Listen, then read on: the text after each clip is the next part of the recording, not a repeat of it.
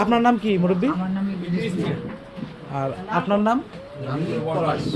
পলাশ না? আপনার নাম কি? মোহাম্মদ আক্কাস মিয়া। আপনার নাম? আপনার নাম? ফরজুল হক। আপনার নাম? হোসেন।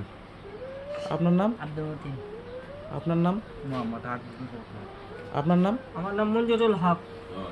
আপনার নাম? মোহাম্মদ মালিক সিদ্দিক।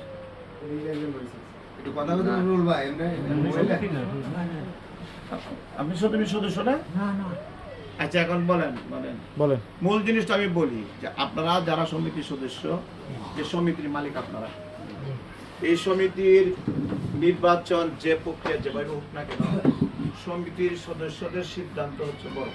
আইনে বলা হয়েছে সমিতির সর্বমোট ক্ষমতার মালিক সাধারণ সভা। আপনারা বুঝতে পারছেন? সমিতির সর্বমোট ক্ষমতার মালিক কে? সাধারণ সভা। সাধারণ সভা কারা উপস্থিত হয়? সাধারণ সদস্যরা। আমি সমবায় বিচারের ক্ষমতা নাই, ক্ষমতা আপনার, মানে আপনারা মেজরিটি সদস্যরা সাধারণ সভাতে যে সিদ্ধান্ত নেবেন, এই সিদ্ধান্ত তারা ক্লিয়ার বুঝতে পারছেন? ব্যবস্থাপনা কমিটি মেজরিটি সিদ্ধান্তের বাইরে কোনো কাজ করতে পারবে না। সাধারণ সভার সিদ্ধান্তের বাইরে শুনার পরিষ্কার শুনেন, সমিতির আইনের যে বিষয় আছে, সমিতির যে কোনো কার্যক্রম করতে গেলে সমিতির সাধারণ সভার সিদ্ধান্ত লাগবে। ব্যবস্থাপনা কমিটি, আবারও বলি, নির্বাচিত কমিটি হোক আর নিয়োগকৃত কমিটি হোক আর অ্যাডহক কমিটি হোক, সাধারণ সভার সিদ্ধান্তের বাইরে কোনো কাজ করতে পারবে না। তার মানে সমিতির মালিককে সাধারণ সদস্য। সাধারণ সদস্যগণ যদি 2/3 সদস্য আজকে আমার কাছে লিখিত দেন যে আমরা এই সমিতি বাতিল চাই, আমার কাছে আইন বই আছে, সমিতি আমরা বাতিল করে দেব। ক্ষমতা কার? সাধারণ সদস্য। আপনারা খালি বলেন যে নির্বাচন হয়ে গেছে, ইমুক বাদ দেন। আরে ভাই, সাধারণ সদস্যরা যদি সিদ্ধান্ত নেই নির্বাচন আমরা মানি না, এখানে আমার পক্ষে তো মানানো সম্ভব না, ওনার পক্ষে কারো পক্ষেই না। কথাটা বুঝতে পারছেন? সাধারণ সদস্যরা যদি আইনের ভাষায় বলেন যে আমরা এই জিনিসটা করতে চাই না, আমরা এই জলমহাল নিতে চাই না, আমরা দিতে পারবো না। সাধারণ সদস্য যদি বলেন যে আমরা এই সমিতির এই কার্যক্রমের সাথে একমত না, তাহলে কার্যকরী কমিটি বলবৎ করতে পারবে না। যে বেড়াই হোক, ডিসি সাহেব ওইটা আমলে নিতে পারবে না। অতীতে আপনারা অনেক প্রমাণ পাইছেন, নিচে মেজরিটি সদস্যরা সিদ্ধান্ত। আমি বিশ্বাস করি আপনারা যদি কার্যকরী কমিটি যেভাবে যে পন্থায় নির্বাচিত বলেন না কেন, এই কমিটি যদি আমি দূরে আছি ভাই, আল্লাহর রাস্তায় আমরা এই কমিটি ভালো রাখতে পারবো। আচ্ছা হোক, আমি ব্যস্ত, দূরে আছি ভাই। মিটিং সমিতির ভোট তো আপনারাই দিবেন, আপনারা বলি ভোট আপনারাই দিবেন, আপনারা দিবেন। এই সমিতি গঠন আপনারাই করেছেন, কার্যকরী কমিটি আপনারাই তৈরি করেছেন।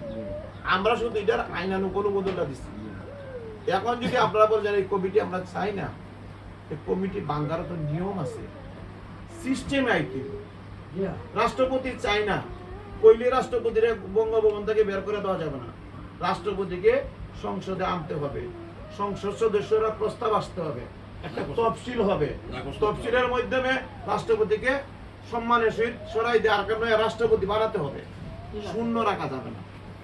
আপনার সমিতির যখন কার্যকরী কমিটির মেয়াদ চলে যায়, আমরা কি করি? একটা অ্যাডহক কমিটি দিই।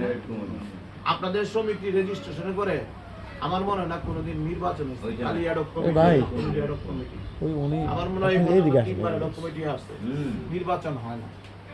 আমরা চাই, আপনারা যদি সবাই চান, আমরা নির্বাচনের মাধ্যমে সুন্দর কমিটি করব, কোনো সমস্যা নেই। সেই সাথে শৃঙ্খলাটাও নিয়ে আসতে হবে। আমার কতটা ওই যে আমরা কমিটি হয়ে গেছে, এটা কমিটি মানি না। কমিটি যদি আপনারা ভোট দিয়েও বানান, কথা পরিষ্কার বলি, সবাই মিল্লা ভোট দিয়ে কমিটি বানাইলাম না, 3 মাস পরে কইলাম যে না, এই কমিটি আমাদের সমিতির স্বার্থ পরিপন্থী কাজ করতেছে, মেজরিটি সদস্যরা অনাস্থা দিল, 2/3 সদস্যরা আপত্তি করলো যে আমরা মানি না কমিটি, না আমরা নয়া নির্বাচন, এই কমিটি পথে আবার নির্বাচন করা লাগবে। এই যে আমাদের দেশে অন্তর্বর্তী নির্বাচন হয়েছে না, কিন্তু দেশ কি শূন্য রাখা যাবে? সংবিধান কি শূন্য থাকবে? দেশের একজন চালকদার থাকতে হবে। আমরা একটা অন্তর্বর্তী কমিটি দিয়েছিলাম, সভাপতি ছিল মোহন। মোহন আছে না? আচ্ছা কই মোহন? আমি মোহন। মোহন ছিল সভাপতি। আর মোহনের সভাপতিত্বে একটা নির্বাচন কার্যক্রম কাগজপত্র রেডি করে যে পুরো প্রক্রিয়াকরণ হয়েছে। এখন যদি সবাই বলে যে এই কমিটি আমরা সবাই অনাস্থা দিলাম, আমি কই কথা শেষ করি, করা হয়েছে এই কমিটি আপনারা সবাই বলেন যে মানি না, ভাই আল্লাহ রাস্তায় বলি এই কমিটি আমরা আটকাতে পারবো না। কমিটি আপনাদেরই করতে হবে। আপনাদের clear?